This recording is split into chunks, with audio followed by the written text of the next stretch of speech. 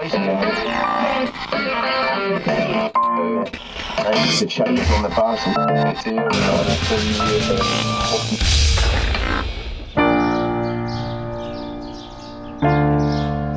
mouvement gothique qui naît en Angleterre, fin des années 70, avec des groupes qui suivent juste le mouvement punk.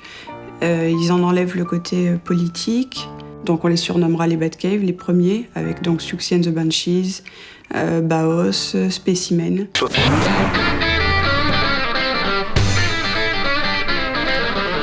First rock and roll music I heard was Elvis Presley.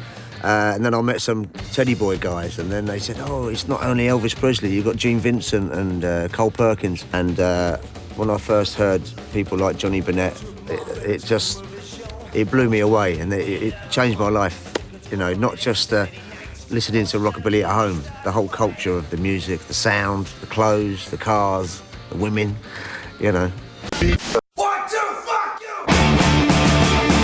Ouais, en fait, moi j'ai commencé fort. Hein.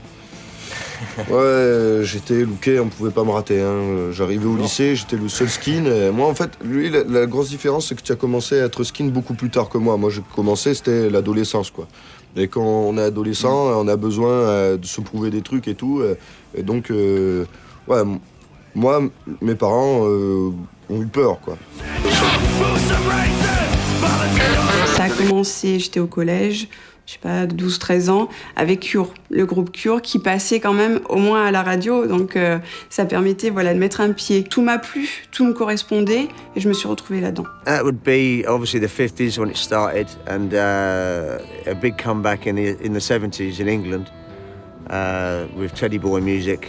And then in the 80s, it became more rockabilly. Rockabilly made a comeback. The 80s was very big with the Stray Cats, of course. Any Elvis Presley fans in the room? 1, 2, 3. Yeah, I used to get in a lot of fights in London with skinheads. If I get on a bus and I'd go anywhere, a dodgy part of town like West London, for example, there'd be a lot of skinheads there, and they would used to chase us on the bus, and we'd have big punch-ups, and but a lot of trouble with the skinheads and mods, to be honest with you. Pour moi, le premier groupe, c'est The Redskins, qui a tourné vers aux alentours de l'année 1985. Et il y a aussi, on en a peut-être déjà parlé, The Oppressed, qui a été l'un des premiers groupes aussi en Angleterre qui s'est vraiment dit antifasciste.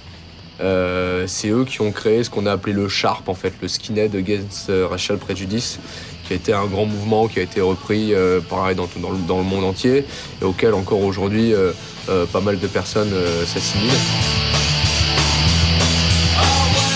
Il y en a pour lesquels 69 n'a aucune signification, mais 69 quand même, au niveau musical, c'est là où il y a vraiment l'effervescence du reggae. Bon, ce qui saute aux yeux, mais peut-être que tout le monde le remarque, c'est la couleur noire qui est dominante dans les vêtements. Ça aussi, hein, c'est un petit peu, en Occident, c'est quand même les vêtements noirs, c'est pour le deuil. Nous, c'est pour la vie. Voilà, on vit avec ça. En littérature, on va prendre donc des auteurs comme Baudelaire, poète, le romantisme noir. En fait, c'est la souffrance, elle est là, mais elle devient belle. Et donc dans ce romantisme opposé un peu au matérialisme, qu'on va dire, les gothiques se retrouvent là-dedans, le spleen, mais il devient beau. Elvis Presley's first album. And Johnny Bennett's Rock and Roll Trio. For me, that is one of the classic rockabilly albums. Movies, it'd be like Blackpool Jungle, The Girl Can't Help It. One of my favourites, The Wild One, Marlon Brando. The normal rockabilly guys are just normal guys who work every day like everyone else, just, you know, middle class, normal class people, you know, who just love going out at the weekend, getting a bit drunk, and listening to rockabilly, and that's it. It's all good fun.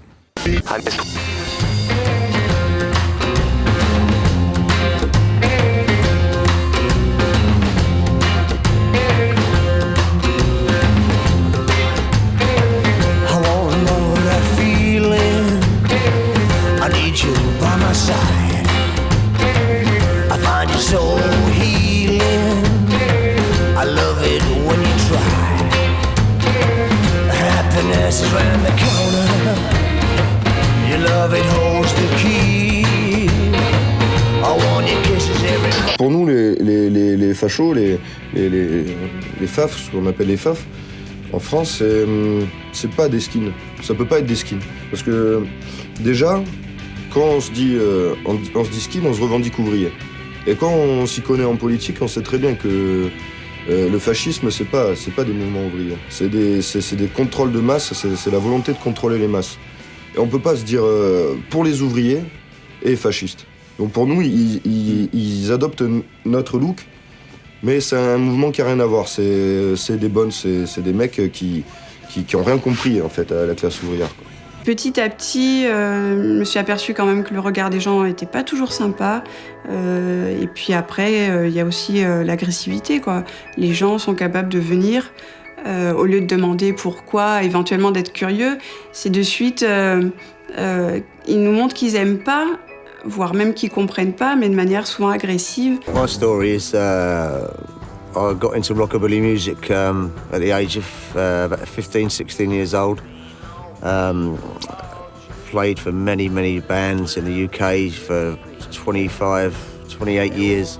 Moved to Marseille about a year ago and created a new band, Mick Wigfall and the Toxics. Et au bout d'un moment, la blague « ouvre ton magasin », bon, ça c'est fait. C'était une belle aventure parce qu'il faut mettre tout en place. Et en fait, ça s'est bien passé et j'ai pu aussi proposer de la création, donc des pièces uniques en fait. Quand j'ai vu que la clientèle était là et était contente, j'ai poursuivi, ça fait 10 ans. Concrètement, on a fait un groupe, ça fait 1 an maintenant qu'on répète, ça s'appelle les Red Hollers. Nous, ce groupe, on l'a fait parce que tout simplement, il n'y avait plus de groupe de musique sur la scène Red Skin marseillaise. Donc voilà, on fait de la oi ou du street punk, même quelques morceaux ska. Et voilà, et ça permet de fédérer vraiment, d'un point de vue culturel, la scène.